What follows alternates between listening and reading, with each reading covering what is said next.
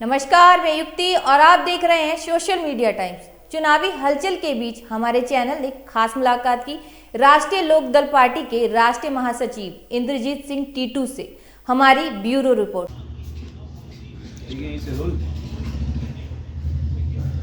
राष्ट्रीय लोकदल ने समाजवादी पार्टी के साथ कितनी सीटों पर गठबंधन करा?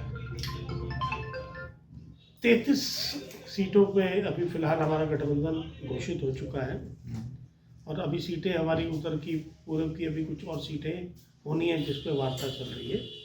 33 सीटों पर हमारा गठबंधन, हमारे राष्ट्रीय लोकदल के खाते में 33 सीटें आ रही हैं। मतदान की तारीख नज़दीक आते आते कितनी सीटों पर आप आश्वस्त हैं कि गठबंधन जीतेगा और वो सीटें आपकी निकलेंगी? फर्स्ट फेज में मैं समझ पा रहा हूँ गठबंधन की कम से कम 50 सीटें निकलेंगी और लोगों के दिमाग में बड़ा दर्द है कि 14 महीने तक किसान बॉर्डर पर पड़ा रहा और आज पता लगा है कि अमित शाह जी जो है वो कुछ लोगों के साथ, जाट समाज के लोगों को बुला के जो प्रो बीजेपी से संबंधित है उनके साथ मीटिंग कर रहे हैं। लेकिन समाज का हिस्सा है जाट समाज भी, वो बाहर से तो आया नहीं है। पहले भी जाट समाज यहाँ गाजियाबाद रह रहा था, यूपी में पुणे में रह रहा था, आज भी रह रहा है, पहले भी रहेगा। तो अमित शाह पूरे 135 करोड़ जनता के गृह मंत्री हैं, कहीं भी मिल सकते हैं, उनसे भी कोई मिल सकता है। लेकिन बड़ा अचंभे की बात है कि चुनाव से 10 दिन पहले अमित शाह जी को जाट समाज याद आया। तो जाट समाज तो एक देश का हिस्सा है। जाट भाइयों के हो चाहे पंजाबी समाज हो, हमारे लोगों के बॉर्डर पे भी रक्षा करने का काम हम करते हैं। अन्नदाता का रोल भी हमारा है, सुबह से लेकर रात तक सबके लिए हम पालन पोषण का अन्नदाता इंतजाम करता है। तो जाट समाज भी बाहर से थोड़ी आया है और इस जाट समाज की वजह से ही इनको केंद्र में और यूपी में सत्ता मिली थी। तो आज केवल 10 दिन पहले अमित शाह जी के पास वो नंबर आया जाट समाज के लोगों का, बड़े अचंभे की बात है। लेकिन वो मिल सकते हैं, उनका अधिकार है, उनसे कोई भी मिल सकता है।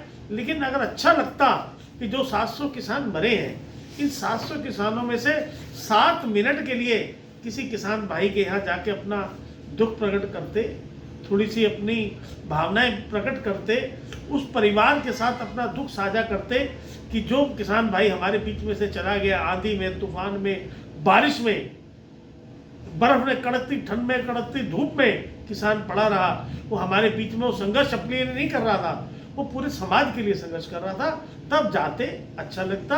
अब 7 मिनट के लिए किसी किसान के घर जाएं जिनमें जो 700 किसानों की मौत हुई है, तो मुझे बहुत अच्छा लगेगा। और जब जयंत चौधरी जी के पीठ पर लाठी लगी थी और सत्ता की पुलिस ने लाठी बांधी थी, तो वो भी जाट समाज का हिस्सा है आदरणीय जयंत चौधरी जी। जयंत चौधरी जी आज अपनी लड़ाई नहीं लड़ रहे हैं, जयंत चौधरी जी पूरे समाज के स्वाभिमान की लड़ाई लड़ रहे हैं। चौधरी चरण सिंह जी के पोते हैं, चौधरी अजीत सिंह जी के पुत्र हैं। आज जयंत चौधरी को बताने की जरूरत नहीं है कि मैं जयंत चौधरी हूँ। जयंत चौधरी जी के पास किसी चीज़ की कमी नहीं है, पहचान की कमी नहीं है, रोटी रोजगार की कमी नहीं है। आज केवल और केवल जाट समाज उनकी लड़ाई लड़ रहा है और वो जाट समाज की लड़ाई लड़ेंगे कि समाज की पकड़ी ऊंची रहनी चाहिए। जाट समाज के कुछ लोगों का ये कहना है कि जयंत चौधरी द्वारा टिकट वितरण में जाटों की अवहेलना करी गई है, जाटों को कम प्रतिशत टिकट। देखो ये इनके पास कोई मुद्दा नहीं बचा। आप पूरे साल स्कूल में नहीं जाएंगे और आप जाके एग्जाम में बैठ जाएंगे और कहेंगे मैं पास हो जाऊं। आपने पूरे 5 साल आपने कुछ पढ़ाई लिखाई नहीं करी। आपने ना किसानों की खाद के कट्टे में से 5 किलो खाद चोरी कर दी, 50 किलो का खाद का कट्टा 45 किलो का रह गया। आपने ट्यूबवेल के ऊपर किसान के बिजली के मीटर लगा दिए और आप जब कह रहे हो कि किसानों से मीटिंग करके, जाट भाइयों से मीटिंग करके और बिल वापस लेकर आप इनकी संपत्ति गेन कर पाएंगे, मुझे शायद समझ नहीं आ रहा है। बहुत दूर हो चुके हैं, बहुत देरी हो चुकी है। गाजियाबाद के स्थानीय निवासी होने के नाते आपका क्या अवलोकन है? जो 3 आपकी गठबंधन की सीटें हैं, यहाँ 5 में से 3 किसी की सीटें हैं, उन पर गठबंधन के लिए क्या कहेंगे? मैं जिस तरीके से अलग अलग क्षेत्रों में जा रहा हूँ, पार्टी ने एक बड़ी जिम्मेवारी दे रखी है। मैं राष्ट्रीय महासचिव हूँ अल्पसंख्यक प्रकोष्ठ में और तीनों सीटों पे मैं घूम के आया हूँ। लगातार मेरा रोज जाना हो रहा है। तीनों प्रत्याशी अपने क्षेत्र में बहुत मजबूती के साथ चुनाव लड़ रहे हैं और तीनों प्रत्याशी जनता के बीच में इजी टू रीच है, आसानी से उपलब्ध रहने वाले हैं। सुदेश शर्मा जी पहले विधायक रह चुके हैं मोदी नगर से उनको इजी टू रीच है, व्यापारिक है।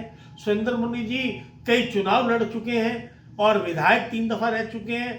इजी टू रीच है, ब्राह्मण समाज से आते हैं, इजी टू रीच है, इजी टू अप्रोच है, आसानी से उपलब्ध है। उधर से अमरपाल शर्मा पहले विधायक रह चुके हैं, इजी टू रीच है, इजी टू अप्रोच है।